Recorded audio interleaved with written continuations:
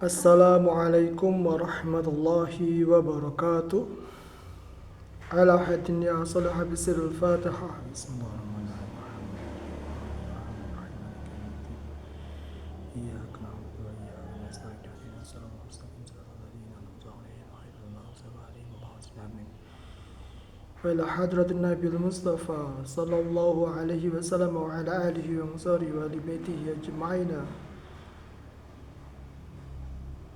Lamul Fatihah. Bismillahirrahmanirrahim. Alhamdulillah rabbil alamin arrahmanir rahim maliki yaumiddin iyyaka na'budu wa iyyaka nasta'in ihdinas siratal mustaqim siratal ladzina an'amta 'alaihim ghairil maghdubi 'alaihim waladdallin. Bismillahirrahmanirrahim. Ila imami Abu Hamid al-Ghazali lahul Fatihah. Bismillahirrahmanirrahim. Alhamdulillah rabbil alamin arrahmanir rahim maliki yaumiddin iyyaka na'budu wa iyyaka nasta'in ihdinas siratal mustaqim siratal ladzina an'amta 'alaihim ghairil maghdubi 'alaihim waladdallin. وإلى شيخنا الكرام كي حاجي سيف الدين سوري هاشم له الفاتحة. بسم الله الرحمن الرحيم الحمد لله رب العالمين الرحمن الرحيم مالك يوم الدين إياك نعبد وإياك نستعين اهدنا الصراط المستقيم صراط الذين أنعمت عليهم غير المغضوب عليهم ولا الضالين. Bismillahirrahmanirrahim.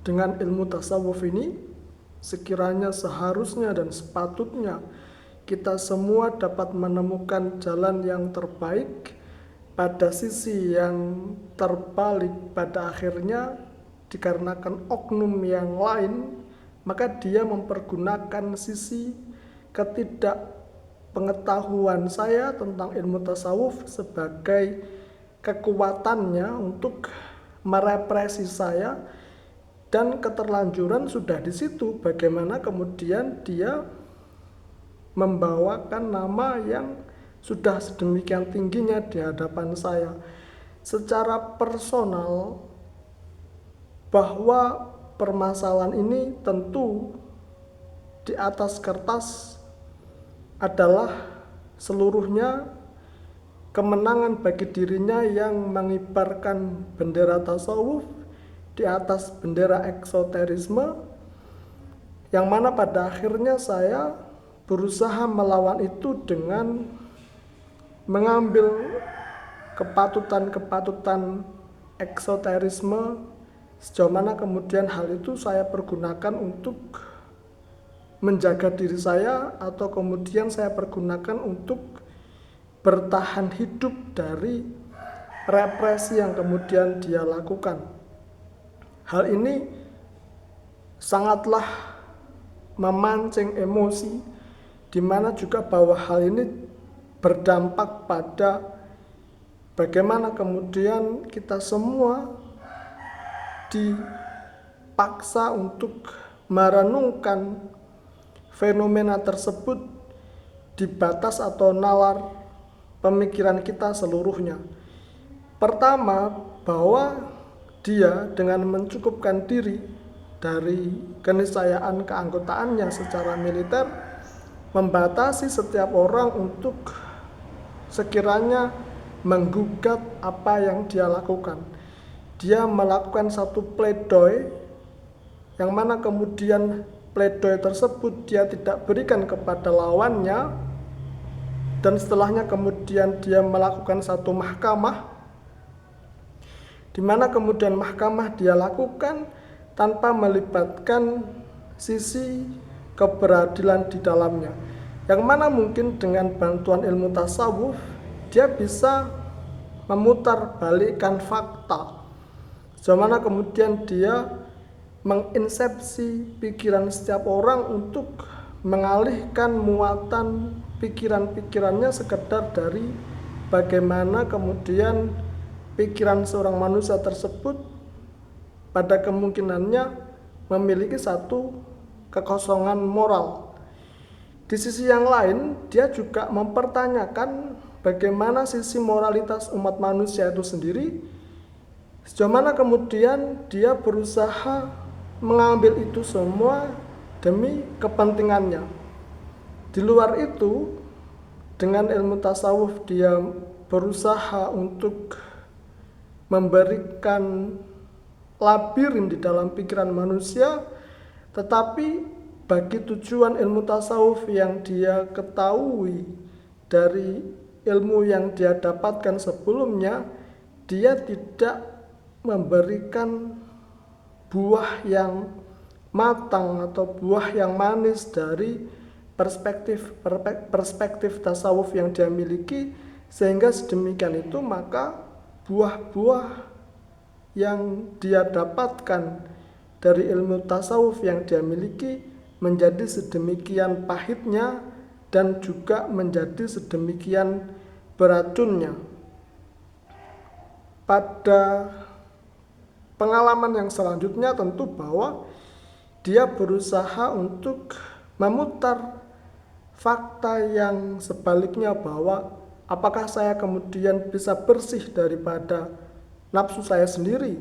Kemudian bagaimana bahwa eksoterisme juga adalah sebuah nafsu, dan bagaimana kemudian ilmu tasawuf yang saya miliki sedemikian dangkalnya.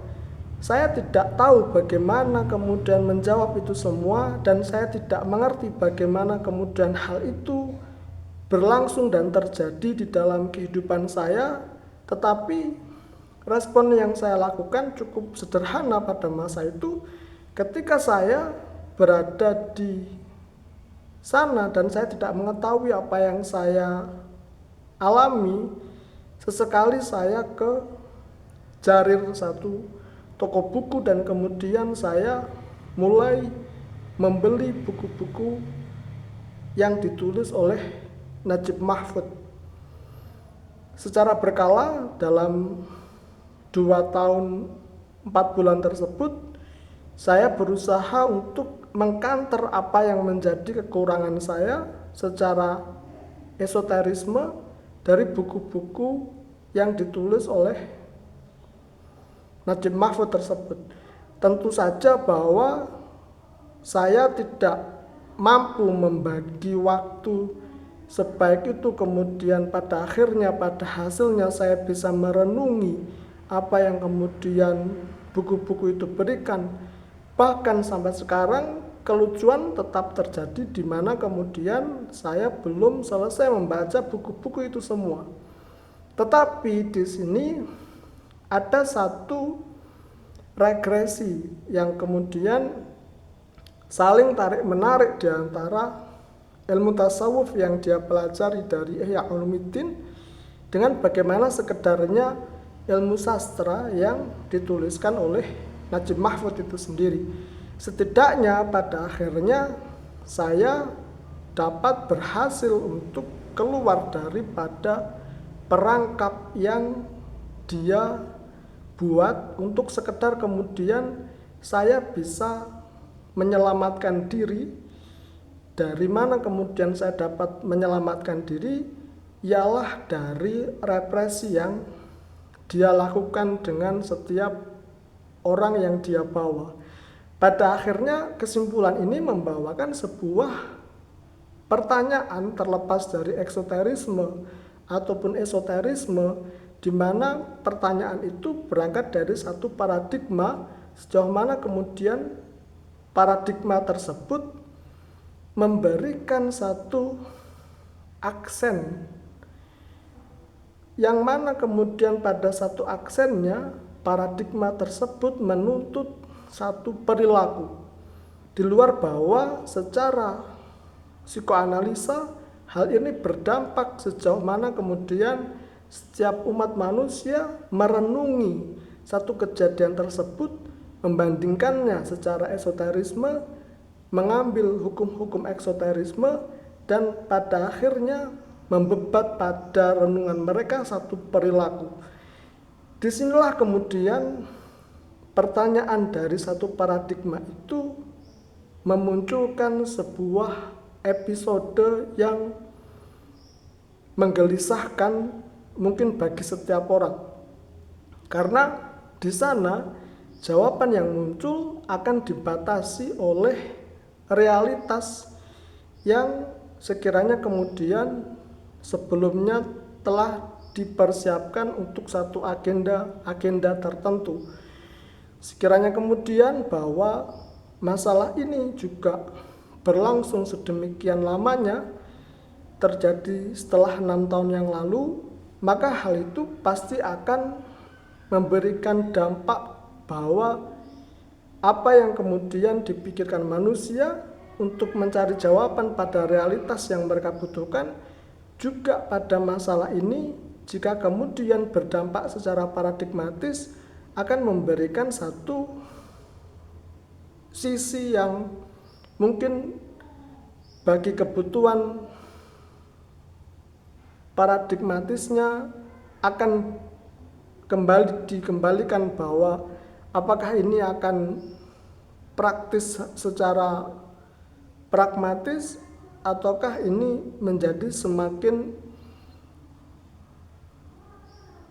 penting sejauh mana terkait dengan neraca yang idealistik, di mana kemudian dari wacana-wacana tersebut yang kemudian dibutuhkan adalah bagaimana ruang kesadaran secara menyeluruh di luar psikoanalisa itu sendiri akan memberikan dampak yang lebih sempurna dan yang lebih paripurna dan yang lebih memberikan satu faedah di luar bagaimana wacana-wacana kosong akan memberikan dampak daripada wacana-wacana tersebut, yang mana kemudian